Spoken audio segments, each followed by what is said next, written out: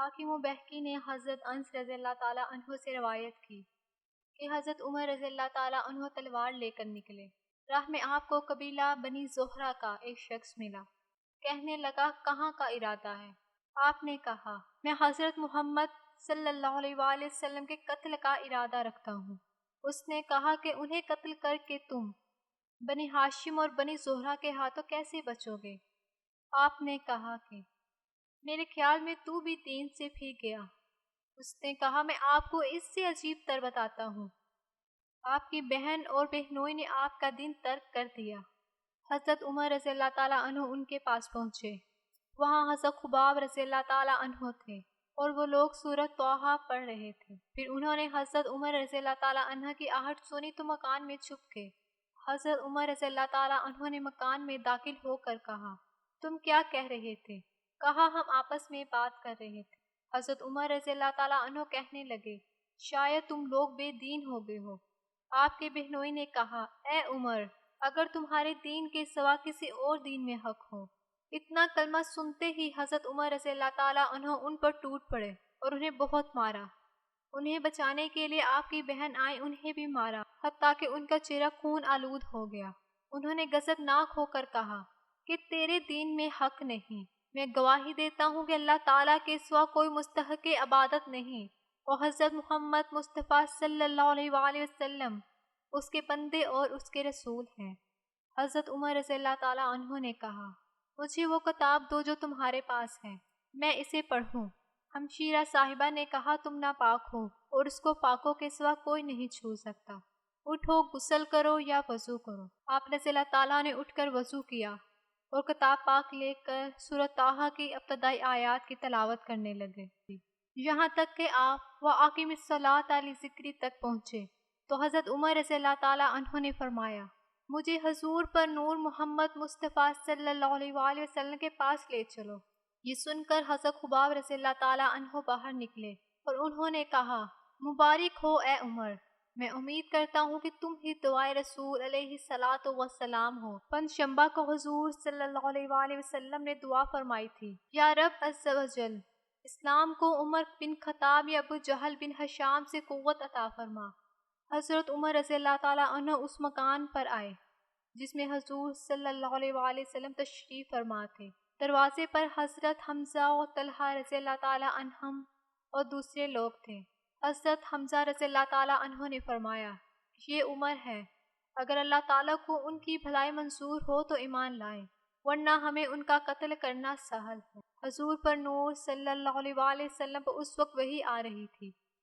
حضور صلی اللہ علیہ وآلہ وسلم باہر تشریف لائے اور حضرت عمر کے کپڑے اور تلوار کی حمائل پکڑ کر فرمایا اے عمر تو باز نہیں آتا حتیٰ کہ اللہ تعالیٰ تجھ پر وہ عذاب و رسوائی نازل فرمائے جو ولید ابن مغیرہ پر نازل فرمائی۔ حضرت عمر رضی اللہ تعالیٰ عنہ نے عرض کیا اشہد ان لا الہ الا اللہ وانک عبد اللہ ورسولہ۔ حضرت عمر رضی اللہ تعالیٰ عنہ فرماتے ہیں کہ جس وقت میں نے قرآن شریف پڑھا اس وقت اس کی عظمت میرے دل میں اثر کر گئی اور میں نے کہا کہ بد نصیب قریش ایسے پاکیزہ کتاب سے بھاگتے ہیں۔ اسلام لانے کے بعد آپ با اجازت نبی کریم علیہ الصلاۃ والسلام دو صفیں بنا کر نکلے، ایک صف میں حضرت عمر رضی اللہ تعالیٰ عنہ اور دوسری میں حضرت امیر حمزہ رضی اللہ تعالیٰ عنہ۔ یہ پہلا دن تھا کہ مسلمان اس اعلان اور شوکت کے ساتھ مسجد حرام میں داخل ہوئے۔ کفار قریش دیکھ دیکھ کر جل رہے تھے اور انہیں نہایت صدمہ تھا۔ آج ظہور اسلام اور حق و باطل میں فرق و امتیاز ہو جانے پر حضور اقدس صلی اللہ علیہ وآلہ وسلم نے حضرت عمر رضی اللہ تعالیٰ عنہ کو فاروق کا لقب عطا فرمایا۔ ابن ماجہ الحاکم نے حضرت ابن عباس رضی اللہ تعالیٰ عنہ سے روایت کی کہ جب حضرت عمر رضی اللہ تعالیٰ عنہ اسلام لائے، حضرت جبرائیل علیہ السلام بارگاہ نبوت میں حاضر ہوئے اور عرض کیا یا رسول اللہ صلی اللہ علیہ وآلہ وسلم، اہل آسمان حضرت عمر رضی اللہ تعالیٰ عنہ کے اسلام کی خوشیاں منا رہے ہیں۔ ابن اسحاق حضرت علی مرتضیٰ رضی اللہ تعالیٰ عنہ سے روایت کی، آپ نے فرمایا کہ میں جہاں تک جانتا ہوں جس کسی نے بھی ہجرت کی چھپ کر کی سوائے حضرت عمر بن خطاب رضی اللہ تعالیٰ عنہ کے، آپ رضی اللہ تعالیٰ عنہ کی ہجرت کی یہ شان تھی کہ مسلح ہو کر خانہ کعبہ میں آئے۔ کفار کے سردار وہاں موجود تھے آپ نے 7 مرتبہ بیت اللہ شریف کا طواف کیا اور مقام ابراہیم میں 2 رکعتیں ادا کی۔ پھر قریش کی ایک جماعت کے پاس تشریف لے گئے اور للکار کر فرمایا، جو اس کے لیے تیار ہو کہ اس کی ماں اسے روئے اور اس کی اولاد یتیم ہو، بیوی رانڈ ہو، وہ میدان میں میرے مقابل آئے۔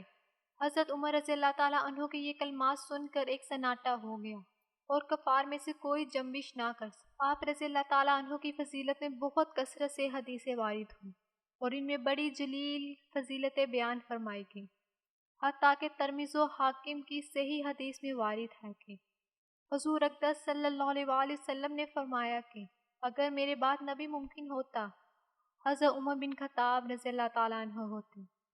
ابن عساکر کی حدیث میں وارد ہے کہ حضور اقدس صلی اللہ علیہ وآلہ وسلم نے فرمایا، آسمان کا ہر فرشتہ حضرت عمر رضی اللہ تعالیٰ عنہ کی توقیر کرتا ہے اور زمین کا ہر شیطان ان کے خوف سے لرزتا ہے۔ طبرانی نے اوس میں حضرت ابو سعید خدری رضی اللہ تعالیٰ عنہ سے روایت کی، حضور اقدس صلی اللہ علیہ وآلہ وسلم نے فرمایا، جس نے حضرت عمر رضی اللہ تعالیٰ عنہ سے بغض رکھا اس نے مجھ سے بغض رکھا، اور جس نے حضرت عمر رضی اللہ تعالیٰ عنہ کو محبوب رکھا اس نے مجھے محبوب رکھا۔ طبرانی و حاکم نے روایت کی کہ حضرت ابن مسعود رضی اللہ تعالیٰ عنہ نے فرمایا، حضرت عمر رضی اللہ تعالیٰ عنہ کا علم میزان کے ایک پلے میں رکھا جائے اور روئے زمین کے تمام زندہ لوگوں کے علوم ایک پلے میں، تو یقیناً حضرت عمر رضی اللہ تعالیٰ عنہ کا علم ان سب کے علوم سے زیادہ وزنی ہوگا۔ ابو اسامہ نے کہا، ابو بکر اور عمر کون ہیں؟ یہ اسلام کے پدر و مادر ہیں۔ حضرت امام جعفر صادق رضی اللہ تعالیٰ عنہ نے فرمایا، میں اس سے بری و بیزار ہوں جو حضرت ابو بکر اور حضرت عمر رضی اللہ تعالیٰ عنہما کا ذکر بدی کے ساتھ کرے۔